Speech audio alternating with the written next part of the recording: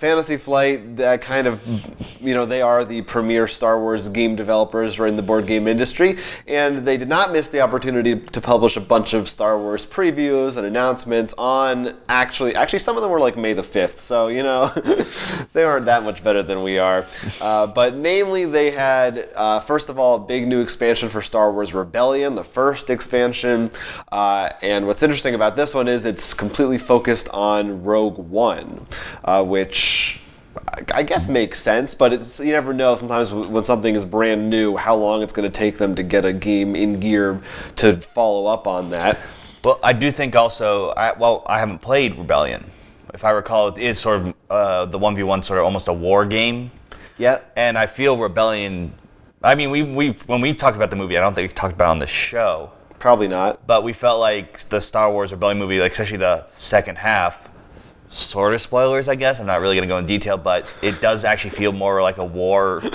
Spoilers, the Death Star gets created. Well, I mean, you get very particular spoilers even for things that are like years old. I know, but this is it doesn't. So I feel, but it sounds like Rebellion actually would fit really well. I mean, Rogue One would fit well with the. Well, it is Rebellion. right in that time period. It's the original trilogy, and this is right before the original trilogy, so they're going before that. The actual thing is called Rise of the Empire, and there's going to be a bunch of new ships included. You got U-Wings, TIE Strikers, Nebulon B frigates.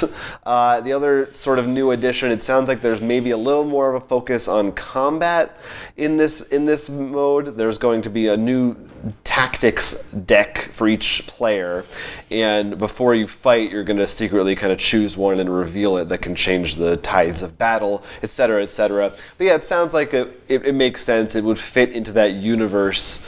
Whereas... You mean game mechanics? I mean, the Rogue, it would fit into the universe of this game, I guess. Because I was like, it is Star Wars. They are in the same universe. Whereas the prequel trilogy would be sort of harder to... You'd have to really work from the ground up, I think, to make that make sense, because it's built around this Rebellion Empire thing that didn't really exist during that time period. True, and I guess the other big thing, I mean, you pointed out that they're in the same time area. I mean, even Force Awakens, even though you have updated versions, it's still an X-wing and a TIE fighter. I mean, do we have anything close to that in the trilogy? I think we have an A-wing prototype or something, but that's the closest thing, because the only ship I remember is either the pod racers and the you just said original trilogy. You mean prequel trilogy, and the Naboo starfighter. Yeah, the yellow things. The yellow thing. That's why I just remember these bright yellow ships. The banana yellow space future chrome, perfectly round and symmetrical. Well, but if you do want your prequel fix, they also announced a brand new expansion for Imperial Assault, which also has Empire in the name, I think. Heart of the Empire. Don't get them confused. Heart and Rise. Very easy to get confused. Which is going to take place on Coruscant.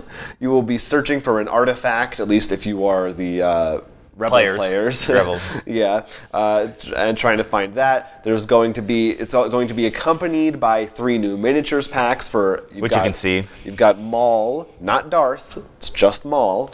Right. So I guess this is the show version of him. I have not seen the show, but judging by the picture, he's not the Empire Blue. He's green. Was it Bounty Hunter? Probably, or Scum and Villainy. Yeah. One of those things. I think after the movie, he's not a Darth anymore because he's dead, but he comes back. I don't know. You've also got Palpatine and Ahsoka from the Clone Wars show. And there's going to be power tokens in this, which are things you can spend in battle to give you like an extra point of damage or something like that.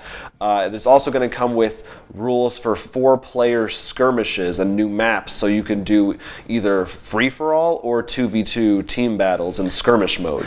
That's definitely interesting, considering I know we haven't tried the skirmish mode yet. I know because our friend has it all, and we just haven't had a chance. We're more interested, I think, at least I am, in the campaign aspect of it than just the battling. Also, right. But I mean, that does make the miniatures, because I know that one of the big things in miniatures is they actually give more for the skirmishing.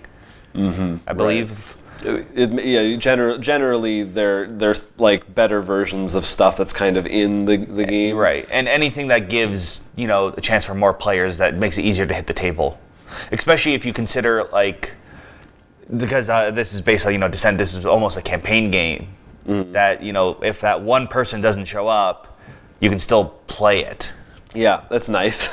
It's not just a paperweight without your full group. Like our friend does watch the show. I'm sure it's nice to sort of reach out to those.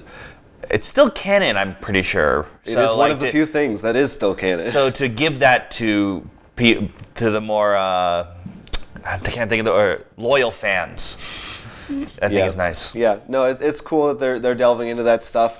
We used to talk about how they didn't really go into anything beyond the original trilogy, but that is no longer the case. They are going full on into They finally we're out. Yeah. We can't do anything else. They ran out of movies. They had to start using new ones.